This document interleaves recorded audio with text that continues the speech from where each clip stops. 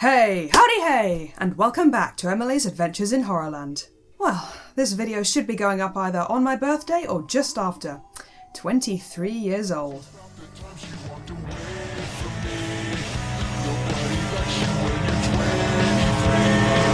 So today I wanted to say thank you to my family for giving me something towards a new microphone, to my friend Craig for getting me this awesome book, and also to addictedtohorrormovies.com who've been hosting my videos. And it is definitely thanks to them that my Demis video got so many views. Now on to today's film. I feel a little bad for giving Something in the Woods such a low score. It may not have been very competently made, but it does provide a few chuckles, and some people might even find it scary.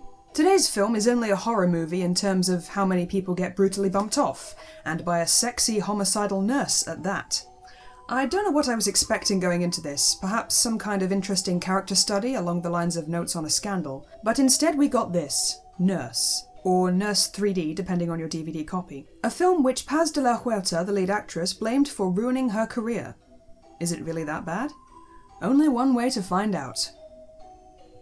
I'm hungry.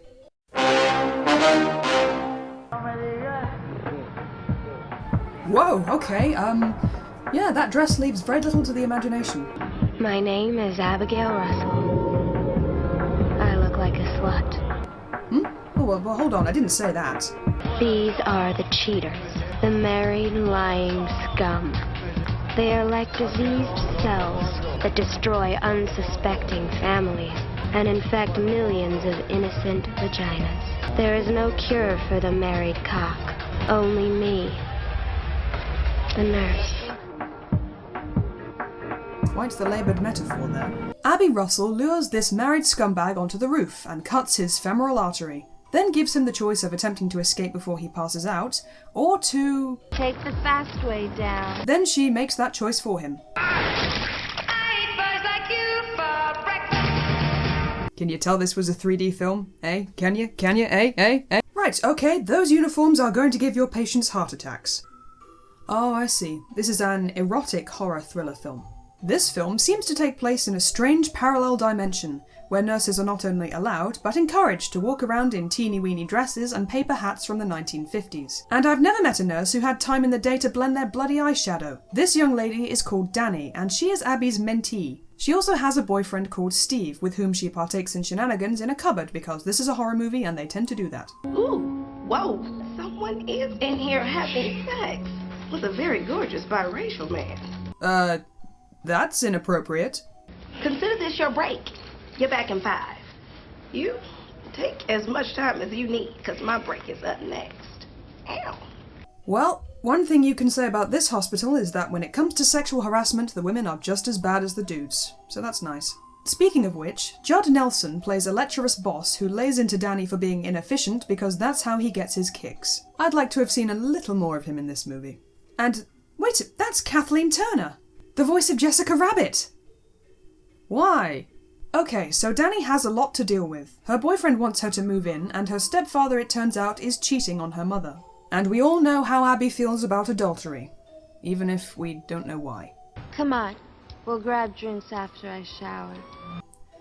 You know, I don't really buy into this character's sexiness. For one thing, her voice always sounds sleepy and slurred. What's wrong? Which makes me think she's sharing tranquilizers with this guy. Also, half an hour's worth of swaying backsides does not an erotic movie make, in my humble. The girls hit the town with Abby slipping something into Danny's drink. They get up to all sorts, which Abby photographs. And you know the strangest thing? Danny never actually acknowledges it. I mean, maybe she just doesn't remember the events of last night. But the next morning, she barely notices that she's woken up beside Abby in a state of complete undress. I guess Abby just runs around in the nuddy so often that she's learned to tune it out. Abby decides to go after the cheating stepfather Larry, becoming one of his psychiatric patients and gaining his interest. Oh, come on, Abby, really? You can play a little hard to get.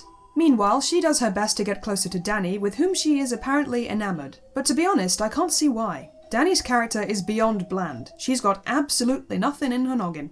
Wouldn't know danger if it leapt up and bit her on the nose. But we're just getting started, aren't we?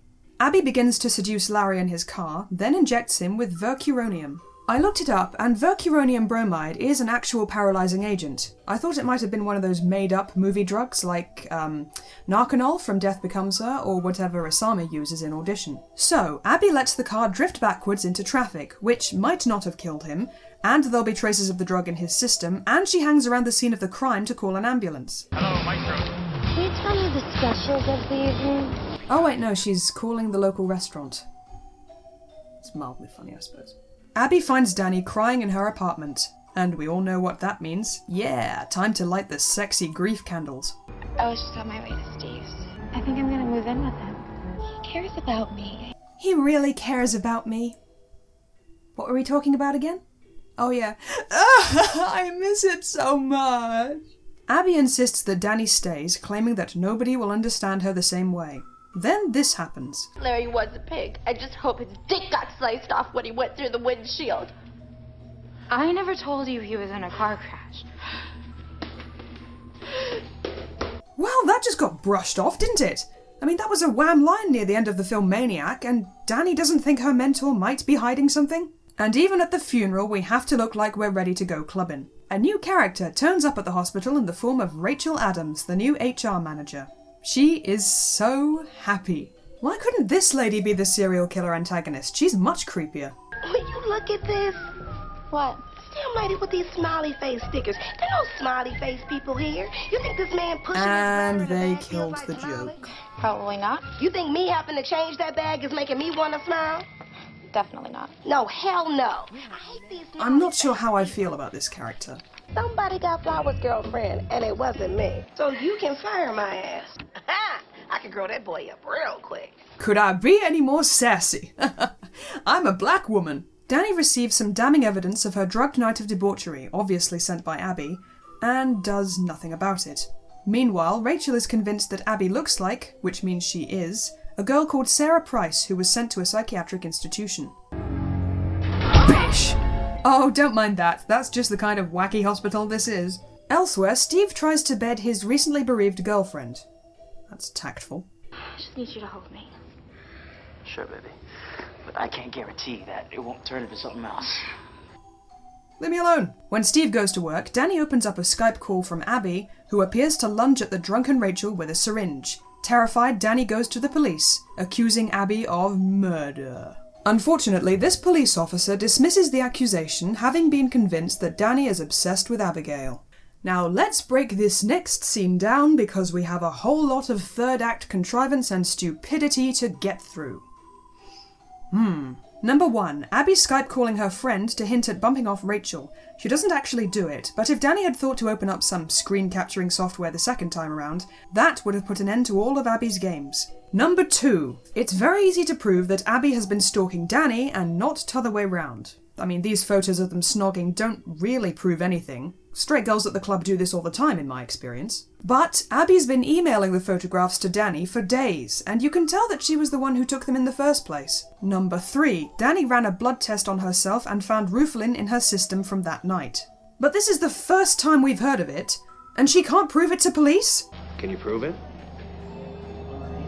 Number 4, and perhaps most infuriating of all, the cop accusing Danny of murdering her stepfather in the most smug manner possible.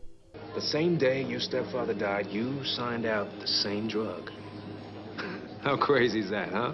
So it's impossible to imagine that Abby, a nurse at the same hospital, might have taken the drug out under Danny's name to frame her?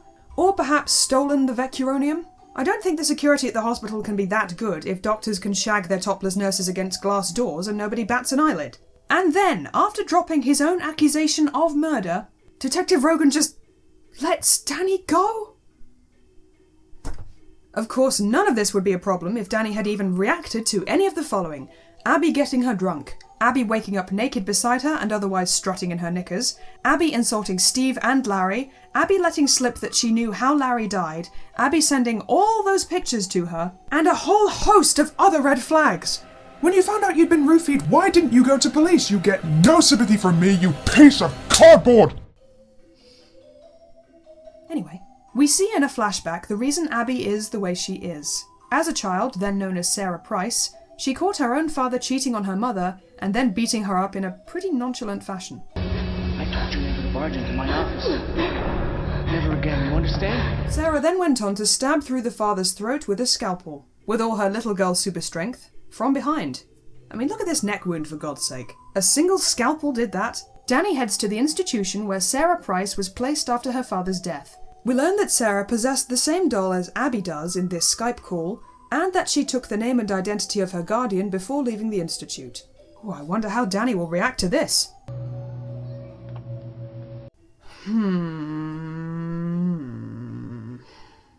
So Abby seduces the only man that Danny can confide in right now, the lech played by Judd Nelson, and then she ties him to one of the tables in the morgue. You know, life is all about choices, Dr. Morris. Oh, honey, no, you are no Dexter Morgan. She again gives him a choice, then ignores both alternatives and saws his arm off with hilarious special effects. Abby calls Danny and threatens the life of Steve before leaving the house of, "That looks like the detective from earlier." You have got to be joking. The two women meet at work and a full-on catfight ensues where they attempt to break all the glass they can find. Danny Rogers just assaulted Abby Russell. Calling my PD. There was literally no reason to defibrillate him. He was trying to help you. In fact, Abby does a lot of things I don't understand in this climactic sequence. First, she pursues Danny and Steve, then runs away from them, then kills some patients for no reason as this music plays. No! Not the patient. We knew you so well. Then she poses as an injured woman to get put on this stretcher, which she immediately leaves behind. What? And flees the hospital. You're under arrest in connection to the death of Larry Cook. Yeah, and the rest. The detective is slain by a friend of Abby's who we've seen once or twice, and they hide the body. The way I see it, everybody's better off. The wives, the kids, and their bank accounts. Oh, bullshit! You killed everyone! So Sarah/Abby gets away and assumes the identity of Rachel Adams at a new hospital. So Miss Smiley really did become the movie's antagonist, in a way. Does that count as my birthday wish? I hope not. And that was Nurse 3D. In 2D. You can probably tell by now that I'm not a fan. I will concede that the film looks very good. Certain point-of-view shots, like this syringe going into Larry's arm, are interesting, and many scenes are bathed in red light, which explains why my grindhouse-loving friend is fond of the movie. But this really is a case of style over substance. The sheer level of stupidity from Danny and the other characters is intolerable. Absolutely intolerable. And there's nothing in the script to make it stand out from other better tales of obsession and serial murder. In fact, the film could have benefited from being a little more campy, but it wasn't quite there. For those reasons, I give this film 3... Actually, in light of the amount of nudity in this film, I'm going to give it 3 bread slices out of 10. I think that's fair. Well, as always, thank you very much for watching, and I'll see you next time. Cheerio.